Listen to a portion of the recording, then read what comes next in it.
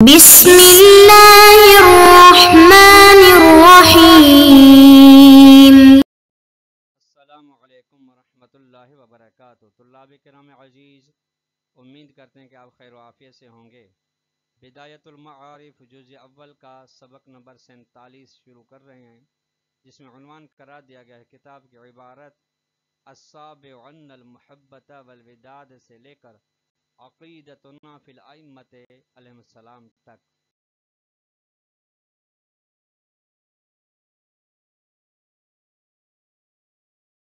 آج کے درس کے نکات جو بیان کیے جائیں گے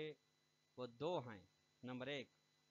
آئے مودت اتباع اہل بیت کی تاکید کر رہی ہے، یعنی محبت اہل بیت علیہ السلام گویا کہ اطاعت اور اتباع اہل بیت علیہ السلام کی توضیح، تبیین اور تاکید ہے۔ نمبر 2، محبت اہل بیت لوگوں کو جذب کرتی ہے اگر موانع موجود نہ ہوں، کھینچ کر لاتی ہے اپنی طرف۔ آئیے عبارت دیکھتے ہیں۔ السابع ان المحبت والوداد بالنسبت الیہم فی ہذہ الآیت، محبت مودت الیہم اہل بیت علیہ السلام کی بنسبت اس آئے مودت میں،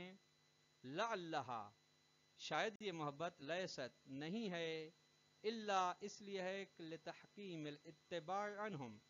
تاکہ اتباع کو محکم اور مضبوط کیا جائے، عنہم اہل بیت علیہ السلام کے بارے میں، تاکہ مضبوطی کے ساتھ، پختگی کے ساتھ ان کی پیروی کی جائے۔ اذ الاتباع اذا قارنا بالمحبت کان اتم و اصل، چونکہ پیروی جب محبت کے ساتھ ہو تو وہ پیروی کامل اور آسان ہوتی ہے۔ ہمیشہ بوجھ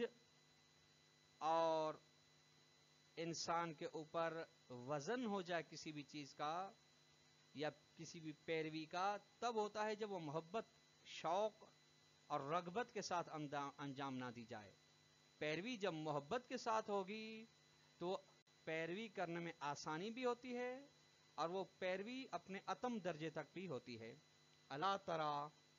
کیا آپ نہیں دیکھتے کہ ان المحبت العلویت والحسینیت جذبت کثیر من الاحاد والنفوس نحو العبادت، کہ علی علیہ السلام کی محبت، حسین ابن علی علیہ السلام کی محبت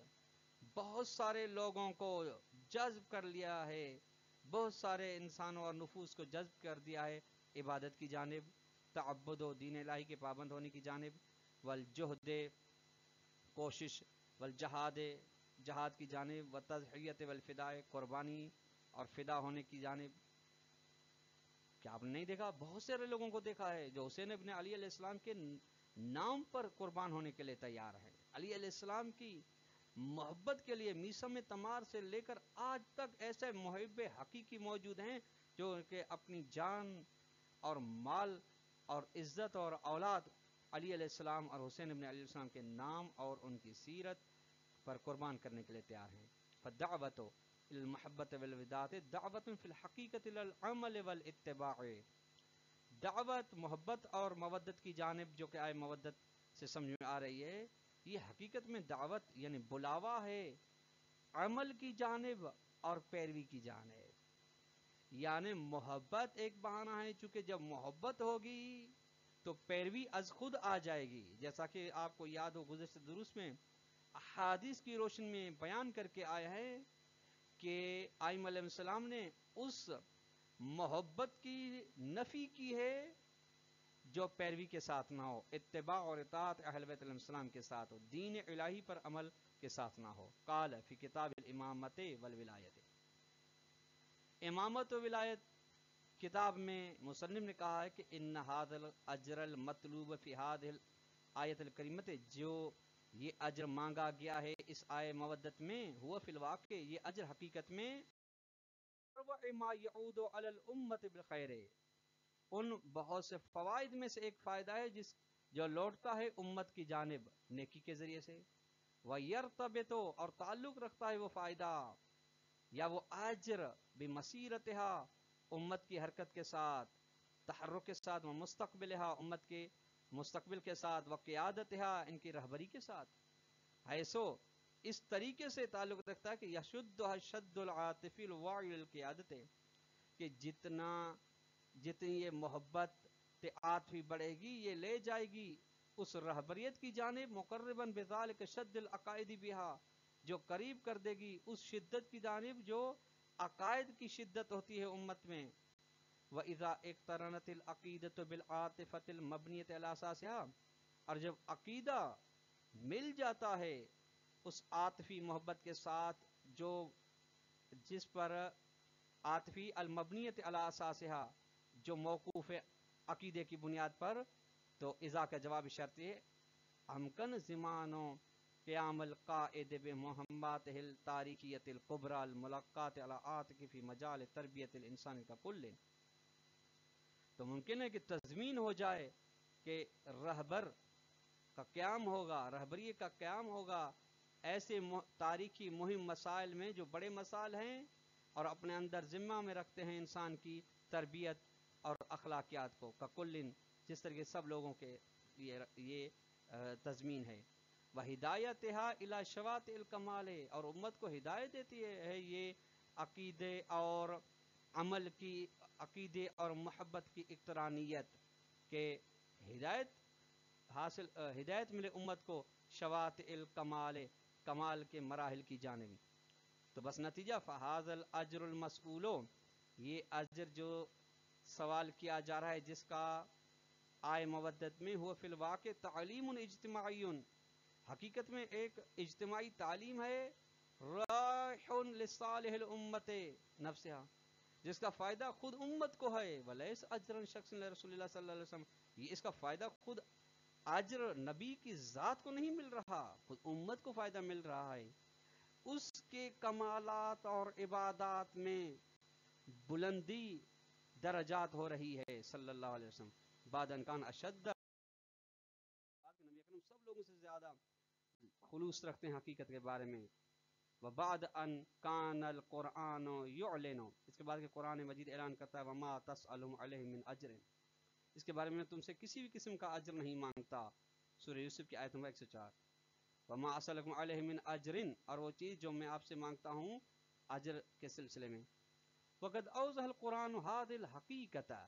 فی قولہ تعالی علی لسان نبیہ، اس حقیقت کو واضح کیا ہے قرآن مجید نے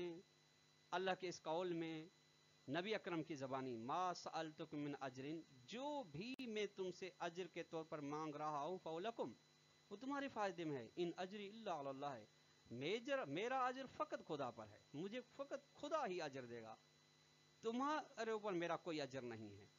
سورہ سبا کے آیت نمبر 47، وقضا یشیر الیہ قولہ تعالی، اسی بات کی جانب، اسی اجر کی جانب یہ بھی قول خداوندی ارشاد کر رہا ہے، ما قل ما اسألکم علیہ من اجر الا من شاء یتخذ الی ربہ سبیلا، اے نبی کہہ دیجیے کہ میں جو بھی آپ سے اجر مانگ رہا ہوں وہ اجر نہیں ہے،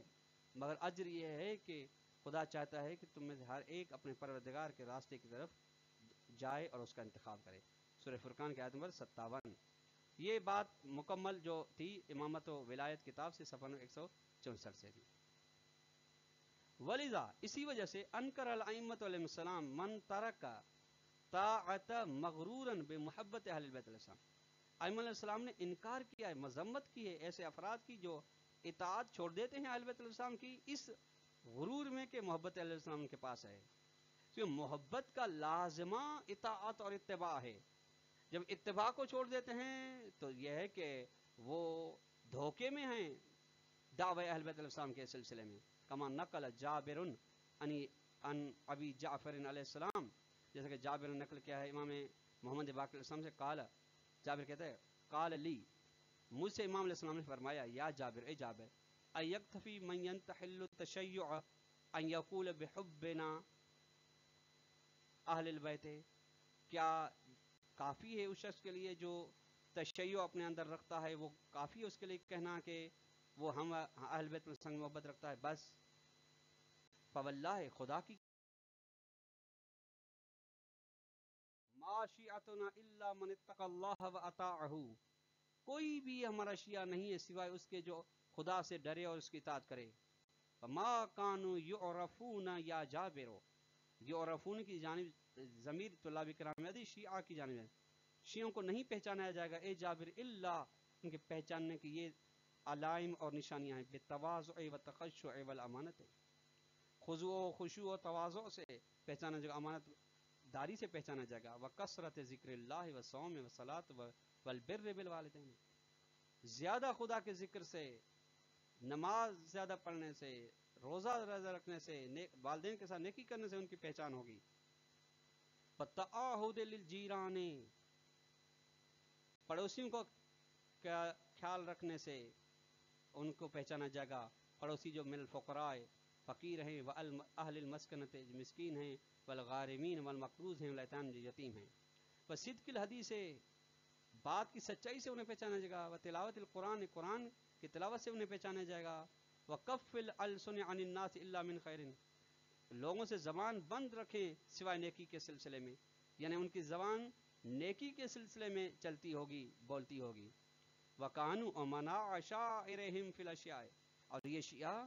اپنے قبیلوں کے امین ہیں اشیاء میں. قال جابر، جابر کہتا ہے فقلت، میں نے عرض کیا امام علیہ السلام کو، یا ابن رسول اللہ، یہ جو آپ نے شیعہ کی علائم بتائی ہیں، من عارف اليوم احدا بہذه صفت، کوئی بھی مجھے نظر نہیں آ رہا آج ایسا شخص جس کے اندر یہ صفات ہوں. فقال، امام علیہ السلام نے فرمایا، یا جابر، اے جابر، لا تذهبنا بک المذاہب، تیرے بارے میں تجھ پر نہ گزرے مختلف رویہ جات. حاسب الرجل ان یقول احب علی وتولاه، کیا ایک شخص کے لیے یہ کافی ہے کہ وہ کہے کہ میں علی علیہ السلام سے وتولاه، علی سے محبت کرتا ہوں، تولا کرتا ہوں، ثم کے ساتھ وہ متحرک نہ ہو، اس محبت کے ساتھ اس کی حرکت نہ ہو. یہ نہیں اسے فلو قال، اگر کوئی شخص کہتا ہے انی احب رسول اللہ، کہ میں نبی اکرم سے محبت رکھتا ہوں، فرسول اللہ خیر من علی، اور نبی اکرم علیہ السلام سے افضل ہیں. ثم لا يتبع سیرتہ ولا يعمل بسنتہ، اور وہ نہ نبی کی سیرت پہ عمل کرتا ہے، پیروی کرتا ہے، نہ اس کی سنت پہ عمل کرتا ہے، تو لو قال کا جواب شرط ہے، تو اللہ اکرم ما نفعہ حبہ ایاہ شیئا، تو اس کو یہ والی محبت، یہ دعوے والی محبت کسی بھی چیز کا فائدہ نہیں دے سکتی. بس فتقوا اللہ، پرہیزگار بنو، خدا سے ڈرو، وعملوا لما عند اللہ، عمل کرو اس چیز پر جو خدا کے نزدیک ہے، خدا کے پاس ہے. لیس بین اللہ و بین احد قرابۃ، خدا اور کسی بھی ایک بندے، ایک مخلوق کے درمیان کوئی رشتہ نہیں ہے. احب العباد الی اللہ عز وجل واکرمہم علیہ اتقاہم وعملہم بطاعتہ، خدا کے نزدیک زیادہ محبوب بندہ، صاحب کرامت بندہ وہ ہے جو زیادہ پرہیزگار ہے اور زیادہ عمل کرتا ہے خدا کی اطاعت کے بارے میں. یا جابر، اے جابر، واللہ خدا کے سمے یتقرب الی اللہ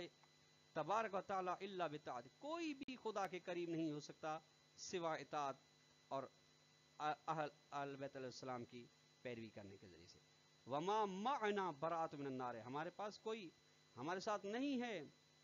جہنم سے بری و ذمہ ہونے کا کوئی ذمہ، یعنی ما معنا، ہمارے ساتھ نہیں ہے جہنم سے آزادی کا پروانہ. ولا علی اللہ لأحد من حجت، کسی کے لیے بھی